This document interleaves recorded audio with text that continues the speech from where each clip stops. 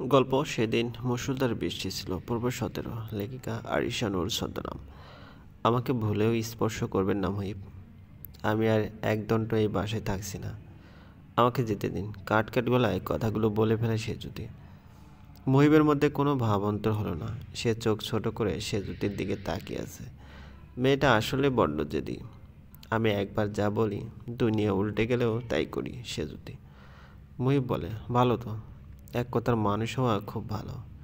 মজা করছেন আমার সাথে? এবারে মহিব সেতুতির নিকটে এসে বলে, না, মজা কেন করব? মজা করা আমার স্বভাব না। আপনার তো বউ পেটানো অশিক্ষিত স্বভাব। বড্ড বেশি কথা বলে শিখে গেছো দেখছি। সেতুতি রাগি চোখে মহিবের দিকে তাকালো।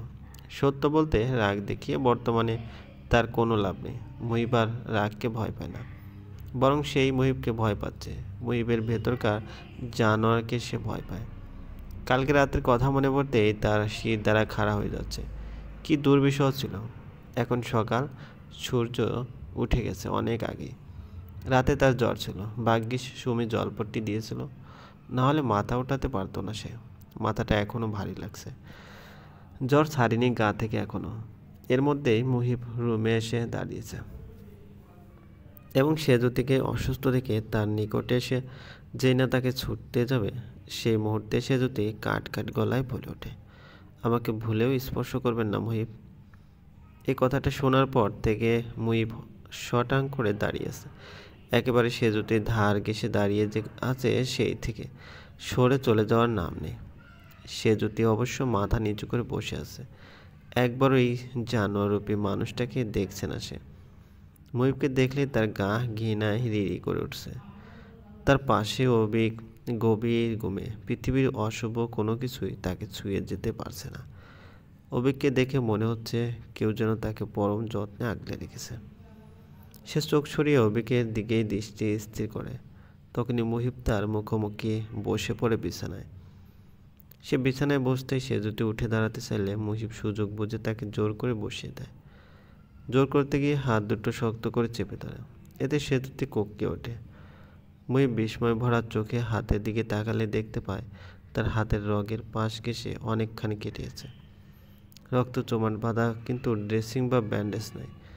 এত জোরে ব্যথা পাওয়ার পরও কীভাবে ব্যান্ডেজ ছাড়া কাটার জায়গা উন্মুক্ত রেখেছে সে? মুহিবের বুক স্যাঁত করে ওঠে। সে প্রশ্নবোধক চাউনিতে সেজুতির দিকে তাকালো। সেজুতি তাচ্ছিল্যে হাসি এসে বলে, এগুলো সব তোমার দেওয়া আঘাত। মুহিব কিছু বলল না, শুধু চোখের চাউনি নরম করলো এবং বলল, ব্যান্ডেজ লাগাওনি কেন? কয়টা আঘাতে ব্যান্ডেজ লাগাবো? যতগুলো আঘাত লেগেছে, তার চেয়ে বরং আঘাতকারীকে ধ্বংস করে দিই। মুহিব এবারে সেজুতির দিকে তেড়ে এসে আলতো করে কপালে চুমু খেয়ে বলে, তুমি বা তোমার বাবা কেউ আমাদের ক্ষতি করতে পারবে না। সেতুতে ধাক্কা দিয়ে মুহিবকে সরিয়ে দিয়ে প্রায় চেঁচিয়ে উঠে বলে, বললাম না আমাকে ছুবেন না। মুহিব সরে এসে বসে পড়ল এবং নির্বিকার ভঙ্গিতে বলে, চিৎকার করো না, চেঁচামেচি করে খামোখা এনার্জি নষ্ট করছো। আমার চোখের সামনে থেকে সরবো না। এক কাজ করো, ফার্স্ট এড বক্স আনছি, ব্যান্ডেজ করো। আপনার করুণা, দয়া কোনো কিছুরই প্রয়োজন নেই আমার। আর ব্যান্ডেজ লাগিয়ে সুস্থ হয়ে লাভ কি? আবার পশুর মতো মারবেন, তাই না?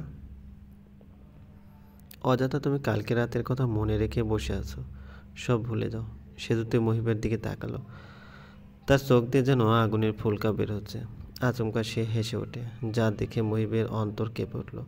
হাসিটাতে কি যেন একটা ছিল। সেতুতে বলল, আরেকবার আমার গায়ে হাত তুলে দেখান। আপনার হাত কেটে আমি গঙ্গায় ফেলে দিয়ে আসবো। মুহিব শব্দ করে হেসে ওঠে। তারপর মৃদু গলায় বলে, বাংলাদেশে তো গঙ্গা নেই, বুড়িগঙ্গা আছে। তুমি বুড়িগঙ্গায় গিয়ে আমার হাত ভাসিয়ে দিতে পারো, কিন্তু দিনাজপুর থেকে বুড়িগঙ্গার তীর তো অনেক দূরে। সেতুতে ক্ষিপ্ত বাঘিনীর ন্যায় তাকালো। মুহিব সেই দৃষ্টি পরোয়া না করে তাকে শুইয়ে দিয়ে বলে, আমি আসছি। মুহিব বেরিয়ে যেতে সে দুটি কেঁদে ফেলে। তার সব কিছু অসহ্য লাগছে। অসহ্য বিষ ব্যথায় গা পুড়ে যাচ্ছে। এদিকে মনটাও দাবানলে পড়ে ছারকার। সে চোখ বুজে শুয়ে রইল। কতক্ষণ সেভাবে শুয়েছিল জানা নেই তার। তবে তার নিদ্রা ভাব ছুটে গেল যখন কেউ তার ঠোঁটে পরম যত্নে ছ্যাবলো লাগাতে লাগলো। সে যদি ওই সময় খুব ঘুম পাচ্ছিল। হুট করে তার ঠোঁট কারো উষ্ণ স্পর্শ পেতে তড়িৎ গতিতে সে ছিটকে পড়ে অন্যদিকে। চোখ খুলে নজর দিতেই দেখলো মুহিব বিছানার ধারে দাঁড়িয়ে আছে। সেতুতে রাগে থরথর করে কাঁপছে। সে এতটাই রেগে গেছে যে কথা অবধি মুখ দিয়ে বের হচ্ছে না। মুহিব হতভম্ব হয়ে চেয়ে আছে তার দিকে। তারপর একদণ্ড থেমে বলে, তুমি ঠিক আছো সেতুতি? আপনাকে না বারণ করেছিলাম, তারপর কেন আমাকে স্পর্শ করেছেন? আজকে তো প্রথম না? চুপ করেন। মুহিব হতবাক হয়ে বলে, তোর মাথা খারাপ হয়ে গেছে সেতুতি? আমার সামনে থেকে সরুন বলে ফার্স্ট এইড বক্সটা সজোরে ফেলে দেয় সে। মুহিবের প্রচণ্ড রাগ উঠল, কিন্তু নিজেকে নিয়ন্ত্রণ করে নিল এবং উঠে দাঁড়িয়ে রুম থেকে চলে যায়। সেতুতির সঙ্গে সঙ্গে কথা বাড়ালেই এখন মূল্যহীন। মুহিব বেরিয়ে যেতে সেতুতির রুমের দরজা লাগিয়ে দিল। মনোরা আক্তার পান চিবোচ্ছেন এবং সুপারি কাটছেন বাগানে বসে। তিনি মুহিবকে 10 মিনিট আগে এখানে আসতে বলেছেন, অথচ 10 মিনিট হয়ে গেলেও মুহিব আসছে না। ছেলেটা তো আগে এমন ছিল না। কি বাধ্য অনুগত ছেলে তার। ওই মেয়েটাকে বিয়ে করার পর থেকে মুহিব বদলে গেছে।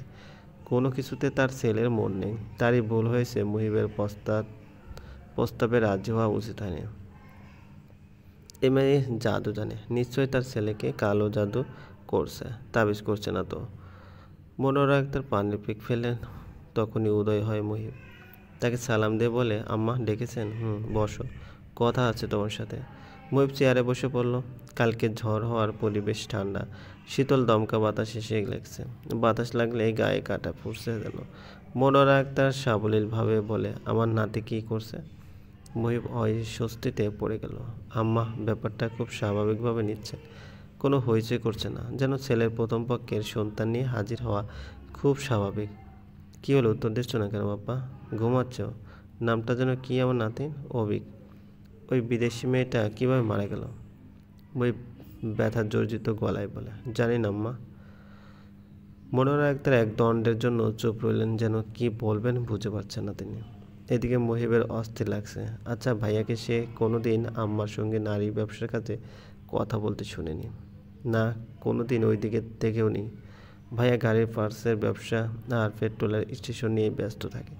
এতদিন এই চিন্তা মাথায় আসেনি কেন? আম্মাকে কি জিজ্ঞেস করবে? এবারে তিনি মুখ খুলে বললেন, আজকের পেপার পড়েছ? না। উনি আজকের দিনের খবরের কাগজ মুহিবকে দিল। প্রথম পেজে হেডলাইন দেওয়া, এক তরুণীর লাশ উদ্ধার করা হয়েছে। ইতিমধ্যে পুলিশ তদন্ত শুরু করে দিয়েছে। মুহিব চমকে ওঠে। তাদের এই বিল্ডিংয়ের সামনে তোলা এই ছবি।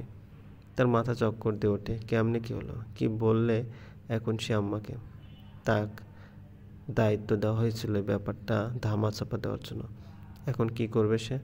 আম্মা ফোন দিয়ে জানানোর পরপরই এয়ারপোর্ট থেকে কল আসে। এরপর মুহূর্তের মধ্যে সব পাল্টে যায়। মেয়েটার কথা মাথাতেই ছিল না মুহিবের। দুশ্চিন্তায় পড়ে গেল মুহিব। মনোয়ারা আক্তার বললেন, একটা দায়িত্ব দিয়েছিলাম তোমাকে, সেটাও ঠিকমতো করতে পারলে না। আম্মা আসলে, তোমার কি মনে হয় পুলিশ সত্যটা জানে না? ঠিকই জানে, সবাই সব জেনে যাচ্ছে। জানলে তো আম্মা খবরটা নিউজে আসতো, আমাদের সব ফাঁস করে দিত। এমন কিছু তো পেপারে আসলো না। মনোয়ারা আক্তার মুখে তিক্ততা এনে বলে, আমার 2 ছেলেই গাধা। মুহিব কথা শুনে অপমানিত বোধ করছে। তিনি বলতে লাগলো, পুলিশ সবার আগে আমাদের বিল্ডিংয়ে তদন্ত শুরু করলে সব ফাঁস হয়ে যাবে। বিল্ডিংয়ে 10 জন মেয়ে আছে, কাস্টমার 6 জন, সবাই ভেতরে আছে। কাস্টমারদের বেরোতে দেয়নি। পরিস্থিতি কিন্তু প্রতিকূলে। আমাদের অবস্থা কিন্তু আগের মতো নেই। পুলিশ, মিনিস্টার, বিরোধী দল সবাই একজোট হয়ে আমাদের হারাতে চায়। তোমাকে পই পই করে বললাম সামাল দাও, কিন্তু তুমি হাত গুটিয়ে বসেছিলে। ওইদিকে বড়টা গাদার মতো বউ নিয়ে বিদেশ ঘুরে। মুহিব কিছু বলল না, চুপ রইল। মনোয়ারা আক্তার বলল, নতুন ডিসি কোনো এক কারণে আমাকে পছন্দ করে না। এই লোকই সব কিছুর গোড়া, নাহলে আমাদের নিয়ে এমন খবর আসতো না, সাহস পেত না। মুহিব, আব্বা এক কাজ করো, তুমি বিল্ডিংয়ে যাও আর কাস্টমারদের বের করে সব কর্মীকে বাসায় আনো। মুহিব যেন অবাক হলো। সে বলে ওঠে, কী বলছো এসব আম্মা? বাসায় কেন আনবো? যা বলছি শোনো। বিল্ডিং ফাঁকা থাকলে তো সন্দেহ করবে পুলিশ, ফাঁকা থাকলে সন্দেহ করবে আর কাস্টমার সহ দেখলে জেলে ঢুকাবে। তোমাকে যা করতে বলছি তাই করো। বিল্ডিং ফাঁকা থাকবে না, ওখানে গোডাউন বানাবো। যাও, সময় নষ্ট না করে ওদিকে যাও। মুহিব উঠে দাঁড়ালো। এই মুহূর্তে তার ওদিকে যাওয়ার ইচ্ছে নেই, কিন্তু না গিয়েও উপায় নেই। আম্মা তাকে এই কাজের সঙ্গে এমনভাবে জড়িয়ে রেখেছে, কিছু একটা লিক হলে তাকেও জেলে যেতে হবে। জেলে কেই বা যেতে চায়? রুমে এসে শার্ট চেঞ্জ করে সে আয়নার দিকে তাকালো। নিজেকে বিধ্বস্ত লাগছে, চোখে মুখে পানি দিতে পারলে ভালো লাগতো। সে পা বাড়ালো, ড্রয়িং রুমে সেজুতির মুখোমুখি হলো সে। কেউ কোনো কথা বলল না। সেজুতিকে দেখতে মুহিব এমনভাবে আঁতকে উঠল যেন চোর ধরা পড়েছে। সেজুতির হাতে নাস্তার প্লেট। সে অবিকার তার জন্য খাবার নিয়ে এসেছে, পাউরুটি আর অমলেট। নাস্তা সেরেই সে বাসায় চলে যাবে, থাকবে না আর এই বাসায়। অবিকের রুমে আসতেই সে দেখতে পেল অবিক তার ছোট্ট হ্যারি পটারের ব্যাগের চেন খুলে বসে আছে, তার মধ্যে দ্বিধা। সেজুতি নরম গলায় ইংরেজিতে বলে, অবিক খেতে আসো। অবিক সেজুতির দিকে তাকিয়ে থেকে ব্যাগ থেকে একটা খামে বন্দি লেটার বের করলো। এরপর সেজুতির কাছে গিয়ে বলে, মাম্মা বড় ঘুমোতে যাওয়ার আগে বলে গিয়েছিল ভ্যাকেশনে গিয়ে যে মেয়েটাকে মাম্মার মতো দেখতে মনে হবে তাকে যেন এই লেটারটা দিই। তুমি আমার মাম্মার মতো দেখতে, তাই তোমাকে এটা দিচ্ছি। মাম্মা এটা তোমাকে দিয়েছে। সেজুতি হতভম্ব হয়ে হলুদ খামটা হাতে নিয়ে বলে, এসো আগে খেয়ে নিই, বেলা অনেক হয়েছে। অবিক গুটি গুটি পায়ে সেজুতির কাছে গিয়ে বসলো। সে প্রশ্ন করে, তুমি নিজে নিজে খেতে পারো না? না। এরপর আর কি তো করার, এক প্রকার বাধ্য হয়ে সে খাইয়ে দিল। সেজুতি নিজে খেতে পারল না, কেমন যেন অস্থির লাগছে তার। খাওয়া শেষ করে লেটারটার খাম খুললো। সাদা A4 সাইজের লেখা চিঠি, সুন্দর অক্ষরে বাংলা লেখা। সে পড়তে লাগলো, প্রিয় সেজুতি, কেমন আছো তুমি? এই চিঠিটা যখন তোমার হাতে পৌঁছাবে তখন আমি হয়তোবা থাকবো না, এজন্য খুব করে চাই যেন এই চিঠি তোমার হাতে না দেয়। তুমি আমাকে চেনো না, কিন্তু আমি তোমার নারী নক্ষত্র সব জানি। তোমার প্রিয় রং হালকা বেগুনি, প্রিয় খাবার লুচি আলুর দম, ইয়ার রিং পরতে ভালোবাসো খুব, রান্নাবান্নায় আগ্রহী। অবাক হচ্ছ? এত সব কীভাবে জানি? এইসব তথ্য আমাকে মুহিব দিয়েছে। মুহিব কিন্তু তোমাকে ভালোবাসে। সবার ভালোবাসা একরকম হবে না, কেউ কেউ আছে যারা ভালোবাসা প্রকাশ করতে পারে না। মুহিবও তেমন কেউ একজন। আমি সম্ভবত তোমার সতীন হব। বাঙালিরা নারীরা তাদের সতীনকে ঘৃণা করে, তাই না? মারামারি চলে তাদের মধ্যে। আমি তো আর বাঙালি নই, কাজেই তোমাকে ঘৃণা করি না। আমি জানি তোমার সাথে মুহিবের বিয়ে হয়েছে, এখন নিশ্চয়ই আমাকে স্বার্থপর ভাবছো, তাই না? কথা সত্য, আসলে আমি স্বার্থপর, বরং প্রতিটা মাই স্বার্থপর। একটা মাকে যদি তার সন্তানের ভবিষ্যৎ লেখার ক্ষমতা ঈশ্বর দিত, তবে পৃথিবীর কোনো মানুষই কাঁদতো না। তোমাকে কিছু কথা বলতে চাই। এটা সত্য, আমি মুহিবকে ভালোবাসি, কিন্তু মুহিব কোনোদিন হয়তো বা আমাকে ভালোবাসিনি। তোমাকে ভোলার জন্য সে আমার কাছে আসে। সে আসতো না যদি কিনা আমি তাকে আসতে না দিতাম। আমি সুযোগ দিয়েছিলাম কারণ তাকে আমি ভালোবাসি। আমাদের সম্পর্ক যখন সুন্দরভাবে চলছিল সেই সব দিন আমার জন্য স্বপ্নের মতো। মাস চারেক যাওয়ার পর বুঝলাম আমি ভুল করেছি। মুহিব আমার জন্য নয়, মুহিবের মনে আমি নেই। তখনই অবিক হওয়ার খবর পাই। কিন্তু ওই যে আমি স্বেচ্ছাচারী, স্বাধীনতাচেতা একজন নারী হীনমন্যতায় ভোগা শুরু করি। এক পলকে সব বিষ লাগা শুরু করে দেয়। প্রতিটা মুহূর্ত স্বপ্ন থেকে দুঃস্বপ্ন লাগতে শুরু করে। আমাদের এখানে আমার চাঁদের রং পছন্দ না হলে এই ডিভোর্স ঘটে যায়।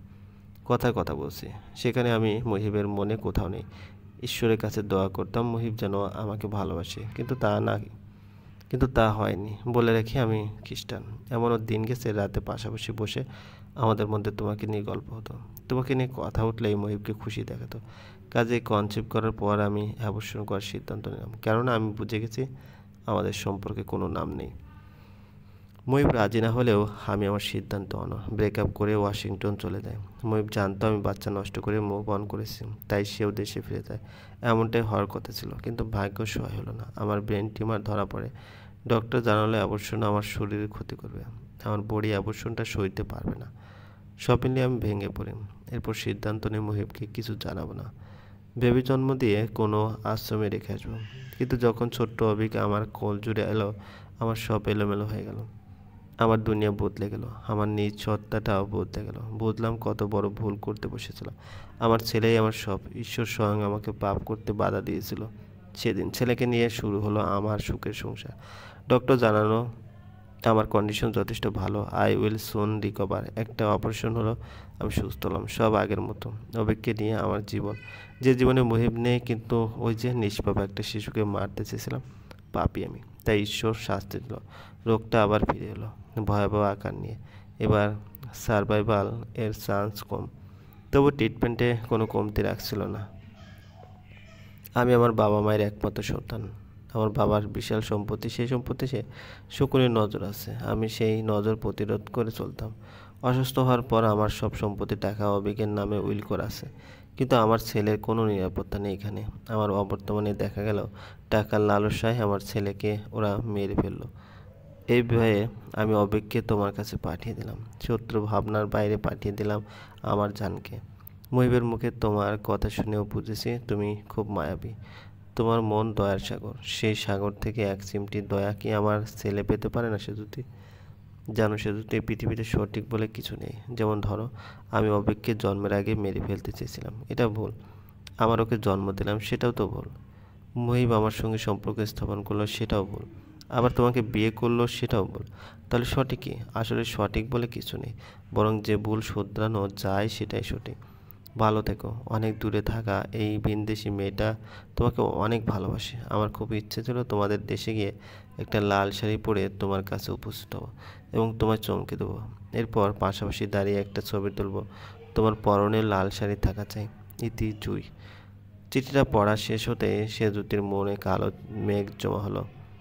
কি যেন একটা আছে চিঠিটাতে, কেমন বিষাদময় লেখাগুলো।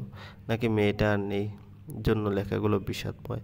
সে বারান্দায় গিয়ে দাঁড়ালো। ঝুম ঝুম করে বৃষ্টি হচ্ছে। তখন নিচে একটা কালো মাইক্রো এসে থামলো। মাইক্রো থেকে ৬-৭টা মেয়ে বের হচ্ছে। কি আশ্চর্য, এতগুলো মেয়ে বাসার সামনে এলো কেন?